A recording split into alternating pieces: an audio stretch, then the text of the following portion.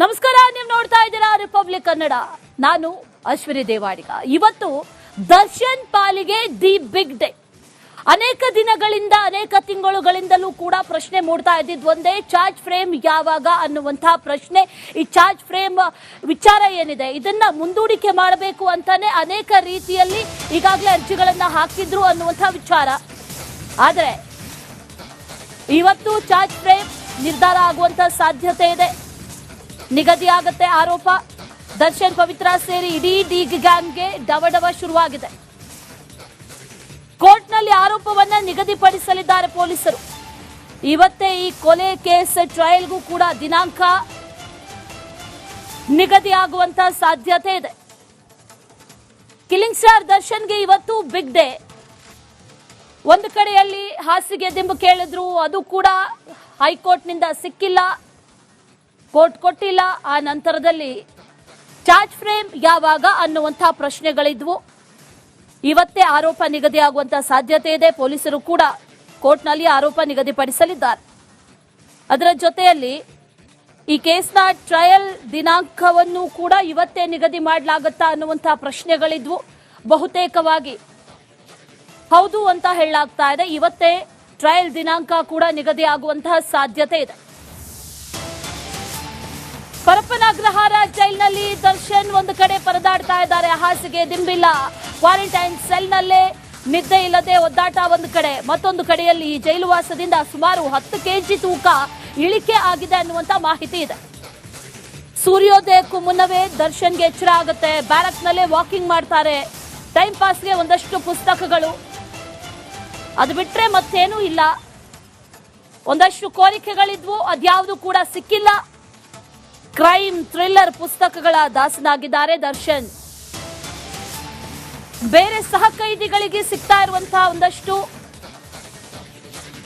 ಈ ಚಟುವಟಿಕೆಗಳು, ಅಂದ್ರೆ ಹೊರಗಡೆ ಬಿಸಿಲು ತಾಗ್ತಾ ಇಲ್ಲ, ಕೈಗೆ ಫಂಗಸ್ ಬಂದಿದೆ, ಕಾಲಿಗೆ ಫಂಗಸ್ ಬಂದಿದೆ ಅನ್ನುವಂಥದ್ದನ್ನ ಹೇಳಿದ್ರು.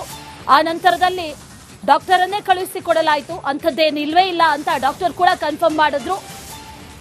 ಆದ್ರೂ ಕೂಡ 1 ಗಂಟೆ ಕಾಲ ಬಿಸಿಲಲ್ಲಿ ಓಡಾಡೋದಕ್ಕೆ, ವಾಕಿಂಗ್ ಮಾಡೋದಕ್ಕೆ ಅವಕಾಶ ಕೊಟ್ಟಿದ್ದಾರೆ. ಬಿಟ್ರೆ ಒಳಗಡೆಯಲ್ಲಿ ಒಂದು ಲೈಬ್ರರಿ ಇದೆ. ಆ ಲೈಬ್ರರಿಯಿಂದ ಪುಸ್ತಕವನ್ನ ಪಡೆದುಕೊಂಡು ಓದಬಹುದು. ಸದ್ಯದಲ್ಲಿ ಒಂದಷ್ಟು ಕ್ರೈಮ್ ಥ್ರಿಲ್ಲರ್ ಪುಸ್ತಕಗಳನ್ನ ದರ್ಶನ್ ಓದ್ತಾ ಇದ್ದಾರೆ ಅನ್ನುವಂತ ಮಾಹಿತಿ ಸದ್ಯಕ್ಕಿದೆ. ಬ್ಯಾರಕ್ನಲ್ಲೇ ವಾಕಿಂಗ್. ಬ್ಯಾರಕ್ ಅತಿ ಸಣ್ಣ ಬ್ಯಾರಕ್, ಅದು ಕ್ವಾರಂಟೈನ್ ಬ್ಯಾರಕ್.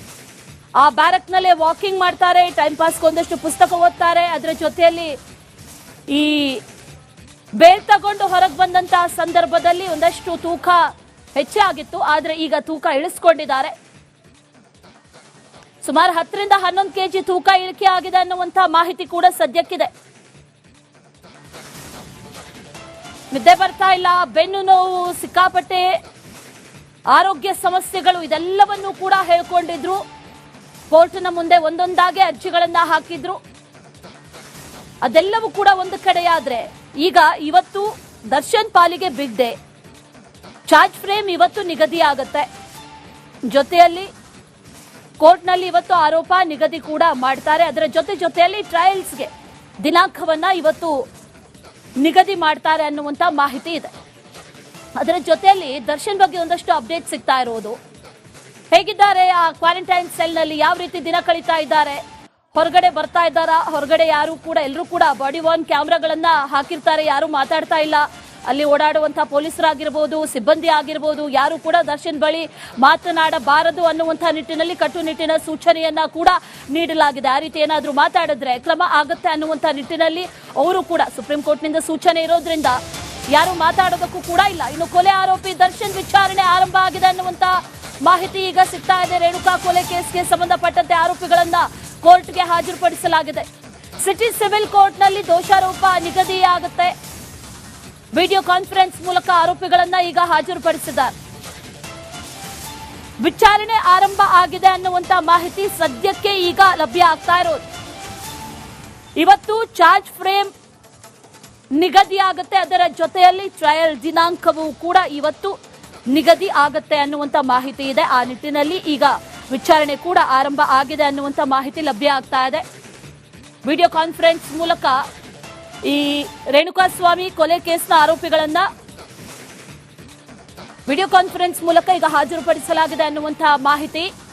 ಕೇಸ್ ಟ್ರಯಲ್ಗೂ ಕೂಡ ಇವತ್ತೇ ಮುಹೂರ್ತ ಫಿಕ್ಸ್ ಆಗುವಂತಹ ಸಾಧ್ಯತೆ ಇದೆ. ಈ ಟೆಕ್ನಿಕಲ್ ಎವಿಡೆನ್ಸಸ್ ಮೇಲೆ ಮುಂದಿನ ಭವಿಷ್ಯ ನಿರ್ಧಾರ ಆಗುತ್ತೆ. ಸದ್ಯಕ್ಕೊಂದಷ್ಟು ಮಾಹಿತಿಗಳು ಸಿಗ್ತಾ ಇರೋದು. ತಾಂತ್ರಿಕ ದೋಷ ಹಿನ್ನೆಲೆಯಲ್ಲಿ ಕೆಲಕಾಲ ಮುಂದೂಡಿಕೆ ಮಾಡಿದ್ದಾರೆ ಅನ್ನುವಂತಹ ಮಾಹಿತಿ ಇದೆ. ವಿಚಾರಣೆಯನ್ನ ಸ್ವಲ್ಪ ಸಮಯದ ಮಟ್ಟಿಗೆ ಮುಂದೂಡಿಕೆ ಮಾಡಿದ್ದಾರೆ. ಟೆಕ್ನಿಕಲ್ ಪ್ರಾಬ್ಲಮ್ ಏನೋ ಆಗಿದೆ ಅನ್ನುವಂತಹ ನಿಟ್ಟಿನಲ್ಲಿ ವಿಚಾರಣೆಯನ್ನ ಒಂದಷ್ಟು ಸಮಯಗಳ ಕಾಲ ಮುಂದೂಡಿಕೆ ಮಾಡಿದ್ದಾರೆ. ಈಗ ಇವತ್ತು ದರ್ಶನ್ಗೆ ಬಹಳ ದೊಡ್ಡ ದಿನ, ಬಿಗ್ ಡೇ. ಈ ರೇಣುಕಾಸ್ವಾಮಿ ಕೊಲೆ ಪ್ರಕರಣದಲ್ಲಿ ದೋಷಾರೋಪ ನಿಗದಿ ಆಗತ್ತೆ. ಈಗಾಗಲೇ ವಿಡಿಯೋ ಕಾನ್ಫರೆನ್ಸ್ ಮೂಲಕ ಈ ಆರೋಪಿಗಳನ್ನ ಹಾಜರುಪಡಿಸಿದ್ದಾರೆ. ಆ ಸಂದರ್ಭದಲ್ಲಿ ಒಂದಷ್ಟು ತಾಂತ್ರಿಕ ದೋಷಗಳಾಗಿದೆ. ಆ ಹಿನ್ನೆಲೆಯಲ್ಲಿ ಕೆಲಕಾಲ ವಿಚಾರಣೆಯನ್ನ ಮುಂದೂಡಿಕೆ ಮಾಡಿದ್ದಾರೆ ಅನ್ನುವಂತ ಮಾಹಿತಿ ಕೂಡ ಇದೆ. ಕೊಲೆ ಆರೋಪಿ ದರ್ಶನ್ ವಿಚಾರಣೆ ಈಗ ಆರಂಭ ಆಗಿದೆ. ಒಂದಷ್ಟು ಟೆಕ್ನಿಕಲ್ ಎರರ್ಸ್ ಇತ್ತು, ಆ ನಂತರದಲ್ಲಿ ಅದೆಲ್ಲವೂ ಕೂಡ ಸರಿಪಡಿಸಿಕೊಂಡಿದ್ದಾರೆ. ಈಗ ವಿಚಾರಣೆ ಆರಂಭ ಆಗಿದೆ ಅನ್ನುವಂತ ಮಾಹಿತಿ. ಸಿಟಿ ಸಿವಿಲ್ ಕೋರ್ಟ್ನಲ್ಲಿ ದೋಷಾರೋಪ ನಿಗದಿ ವಿಚಾರಣೆ ಆರಂಭ ಆಗಿದೆ.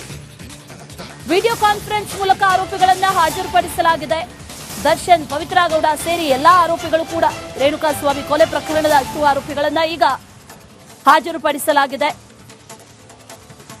ನಟ ದರ್ಶನ್, ಪವಿತ್ರ ಗೌಡ ಸೇರಿ 17 ಆರೋಪಿಗಳ ಭವಿಷ್ಯ ಇವತ್ತು ನಿರ್ಧಾರ ಆಗತ್ತೆ.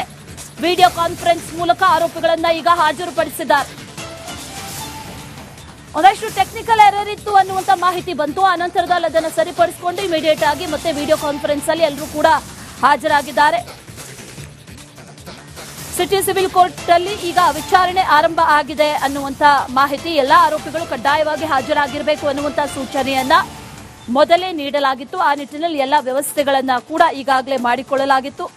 ಪರಪ್ಪನ ಅಗ್ರಹಾರ ಜೈಲಿನಿಂದ ದರ್ಶನ್ ಹಾಗೂ ಪವಿತ್ರ ಗೌಡ, ಅದರ ಜೊತೆಯಲ್ಲಿ ಉಳಿದ ಆರೋಪಿಗಳು ಎಲ್ಲರನ್ನೂ ಕೂಡ ವಿಡಿಯೋ ಕಾನ್ಫರೆನ್ಸ್ ಮೂಲಕ ಕೋರ್ಟ್ಗೆ ಹಾಜರುಪಡಿಸೋದಕ್ಕೆ ಸೂಚನೆಯನ್ನ ಕೊಟ್ಟಿದ್ರು. ಆ ನಿಟ್ಟಿನಲ್ಲಿ ಕೋರ್ಟ್ಗೆ ಈಗ ಹಾಜರುಪಡಿಸಿದ್ದಾರೆ. ಟ್ರಯಲ್ ದಿನಾಂಕದ ಜೊತೆಗೆ ದೋಷಾರೋಪ ಕೂಡ ಇವತ್ತು ನಿಗದಿಯಾಗುತ್ತೆ. ಈ ಸಂದರ್ಭದಲ್ಲಿ ಯಾವ್ಯಾವ ಸೆಕ್ಷನ್ಗಳು ಇವ್ರ ಮೇಲೆ ದಾಖಲಾಗಿದೆ, ಅದರ ಜೊತೆಯಲ್ಲಿ ಯಾವ್ಯಾವ ಪ್ರಕರಣಗಳು ದಾಖಲಾಗಿದೆ, ಇದೆಲ್ಲವನ್ನು ಕೂಡ ಜಡ್ಜ್ ಓದಿ ಹೇಳ್ತಾರೆ. ಈ ಡಿ ಗ್ಯಾಂಗ್ಗೆ ಇಡೀ ಸಂಕಷ್ಟ ಫಿಕ್ಸ್ ಅನ್ನೋದಾದ್ರೆ ಒಂದಷ್ಟು ಟೆಕ್ನಿಕಲ್ ಎವಿಡೆನ್ಸಸ್ ಇಂದ ಖಂಡಿತವಾಗ್ಲೂ ಕೂಡ ಸಂಕಷ್ಟ ಫಿಕ್ಸ್ ಆಗುತ್ತೆ. ಕೋರ್ಟ್ನಲ್ಲಿ ದೋಷಾರೋಪ ನಿಗದಿ ವಿಚಾರಣೆ ಆರಂಭ ಆಗಿದೆ. ದರ್ಶನ್ ಸೇರಿ ಎಲ್ಲ ಆರೋಪಿಗಳು ಕೂಡ ಈಗ ಹಾಜರಾಗಿದ್ದಾರೆ. ವಿಡಿಯೋ ಕಾನ್ಫರೆನ್ಸ್ ನಲ್ಲಿ ದರ್ಶನ್ ಹಾಗೂ ಪವಿತ್ರ ಹಾಜರಾಗಿದ್ದಾರೆ. ಉಳಿದ 17 ಆರೋಪಿಗಳು ಕೂಡ ಹಾಜರಾಗಿದ್ದಾರೆ. ಎಲ್ಲ ಆರೋಪಿಗಳು ಕೂಡ ಹಾಜರಿರಬೇಕು ಅನ್ನುವಂತಹ ಸೂಚನೆಯನ್ನ ಈಗಾಗಲೇ ನೀಡಿದ್ರು. ಆ ನಿಟ್ಟಿನಲ್ಲಿ ಎಲ್ಲಾ ರೀತಿಯ ವ್ಯವಸ್ಥೆಗಳನ್ನ ಕೂಡ ಮಾಡಿಕೊಳ್ಳಲಾಗಿತ್ತು. ಈಗ ಕೋರ್ಟ್ನಲ್ಲಿ ದೋಷಾರೋಪ ನಿಗದಿ ವಿಚಾರಣೆ ಆರಂಭ ಆಗಿದೆ. ಪೊಲೀಸರು ಈಗಾಗಲೇ ಕಳೆದ 4-5 ತಿಂಗಳಿಂದಲೂ ಕೂಡ ತನಿಖೆಯನ್ನ ನಡೆಸಿದ್ರು. ಚಾರ್ಜ್ ಫ್ರೇಮ್ ಮಾಡಲಾಗ್ತಾ ಇದೆ, ಜಡ್ಜ್ ಹೇಳಿರೋದು. ಏನಾದರೂ ಕೇಳಲಿಲ್ಲ ಅಂದ್ರೆ ಹೇಳಬೇಕು, ಓಕೆನಾ ಅಂತ ಹೇಳಿದ್ದಾರೆ ಜಡ್ಜ್. ಸರಿಸ್ವಾಮಿ ಅಂತ ಆರೋಪಿ ದರ್ಶನ್ ಹೇಳಿದ್ದಾರೆ. ವಿಡಿಯೋ ಕಾನ್ಫರೆನ್ಸ್ ನಲ್ಲಿ ಏನಾದ್ರೂ ಕೇಳಿಸಿಲ್ಲ ಅಂತಂದ್ರೆ ಕೇಳಬೇಕು, ಓಕೆನಾ ಅಂತ ಹೇಳಿದ್ದಾರೆ ಜಡ್ಜ್. ಅದಕ್ಕೆ ದರ್ಶನ್ ಸರಿಸ್ವಾಮಿ ಅಂತ ಉತ್ತರ ಕೊಟ್ಟಿದ್ದಾರೆ. ಯಾವ್ದಾದ್ರೂ ಸೆಕ್ಷನ್ಗಳನ್ನ ಓದುವಂತ ಸಂದರ್ಭದಲ್ಲಿ, ಏನಾದ್ರೂ ಹೇಳುವಂತ ಸಂದರ್ಭದಲ್ಲಿ ಏನಾದ್ರೂ ಕೇಳಿಸಿಲ್ಲ ಅಂತಂದ್ರೆ ಅದನ್ನ ಹೇಳಬೇಕು ಅನ್ನುವಂತ ಸೂಚನೆಯನ್ನ ಜಡ್ಜ್ ಕೊಟ್ಟಿರೋದು. ಆ ಸಂದರ್ಭದಲ್ಲಿ ಆರೋಪಿ ದರ್ಶನ್ ಅದಕ್ಕೆ ಸಮ್ಮತಿಯನ್ನ ಸೂಚಿಸಿದ್ದಾರೆ, ಸರಿ ಅಂದಿದ್ದಾರೆ.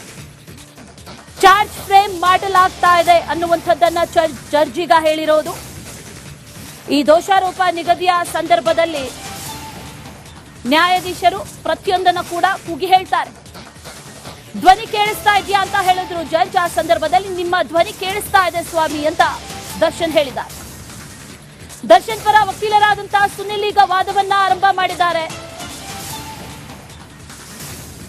ಮೊದಲಿಗೆ ದರ್ಶನ್ ಪರ ವಕೀಲರಾದಂತಹ ಸುನಿಲ್ ವಾದವನ್ನ ಮಂಡನೆ ಮಾಡೋದಕ್ಕೆ ಆರಂಭ ಮಾಡಿದ್ದಾರೆ. ಮೊದಲಿಗೆ ಜಡ್ಜ್ ಎಲ್ಲವನ್ನೂ ಕೂಡ ಕನ್ಫರ್ಮ್ ಮಾಡಿಕೊಂಡ್ರು. ಎಲ್ರಿಗೂ ಕೂಡ ವಿಡಿಯೋ ಕಾನ್ಫರೆನ್ಸ್ ನಲ್ಲಿ ಎಲ್ರಿಗೂ ಕೇಳ್ತಾ ಇದೆ, ಮಾತಾಡಿದ್ದು ಕನ್ವೆ ಆಗ್ತಾ ಇದೆ ಅನ್ನುವಂಥದ್ದನ್ನ ಕನ್ಫರ್ಮ್ ಮಾಡಿಕೊಂಡ ನಂತರದಲ್ಲಿ ಈಗ ದರ್ಶನ್ ಪರ ವಕೀಲರಾದಂತಹ ಸುನಿಲ್ ವಾದ ಮಂಡನೆಯನ್ನ ಆರಂಭ ಮಾಡಿದ್ದಾರೆ ಅನ್ನುವಂತಹ ಮಾಹಿತಿ. ಇವತ್ತು ಚಾರ್ಜ್ ಫ್ರೇಮ್ ನಿಗದಿ ಆಗತ್ತೆ. ಪ್ರತಿ ಆರೋಪಿಗಳ ಹೆಸರನ್ನ ಕೂಗಿ ಹೇಳ್ತಾರೆ. ಆ ಸಂದರ್ಭದಲ್ಲಿ ಎಲ್ಲರೂ ಕೂಡ ಹಾಜರಿದ್ದಾರಾ ಅನ್ನುವಂಥದ್ದನ್ನ ಕನ್ಫರ್ಮ್ ಮಾಡ್ಕೊಳ್ತಾರೆ. ಕನ್ಫರ್ಮ್ ಮಾಡಿಕೊಂಡ ನಂತರದಲ್ಲಿ ಪ್ರತಿಯೊಬ್ಬರಿಗೂ ಕೂಡ ವಿಡಿಯೋ ಕಾನ್ಫರೆನ್ಸ್ ಆಗಿರೋದ್ರಿಂದ ಕೇಳಿಸ್ತಾ ಇದೆಯಾ, ಅವ್ರು ಹೇಳ್ತಾ ಇರೋದು ಕೇಳ್ತಾ ಇದೆಯಾ ಅನ್ನುವಂಥದ್ದನ್ನು ಕೂಡ ಕನ್ಫರ್ಮ್ ಮಾಡಿಕೊಂಡು ಆ ನಂತರದಲ್ಲಿ ಈಗ ದರ್ಶನ್ ಪರ ವಕೀಲರಾದಂತಹ ಸುನಿಲ್ ವಾದವನ್ನ ಆರಂಭ ಮಾಡಿದ್ದಾರೆ ಅನ್ನುವಂತ ಮಾಹಿತಿ ಈಗ ಸದ್ಯಕ್ಕೆ ಲಭ್ಯ ಆಗ್ತಾ ಇದೆ.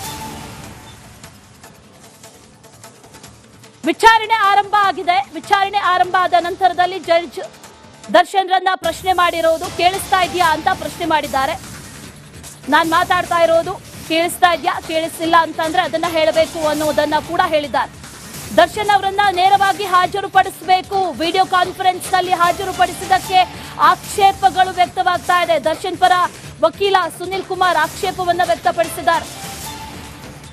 ಚಾರ್ಜ್ ಫ್ರೇಮ್ ನಿಗದಿ ಮಾಡುವಂತಹ ಸಂದರ್ಭ ವಿಡಿಯೋ ಕಾನ್ಫರೆನ್ಸ್ ನಲ್ಲಿ ಎಲ್ಲರನ್ನೂ ಕೂಡ ಹಾಜರುಪಡಿಸಬೇಕು ಅನ್ನುವಂಥದ್ದಿತ್ತು. ಆದ್ರೆ ಈಗ ಸುನಿಲ್ ಅವರ ವಾದ ಅಂತಂದ್ರೆ ವಿಡಿಯೋ ಕಾನ್ಫರೆನ್ಸ್ ನಲ್ಲಿ ಹಾಜರುಪಡಿಸಿದ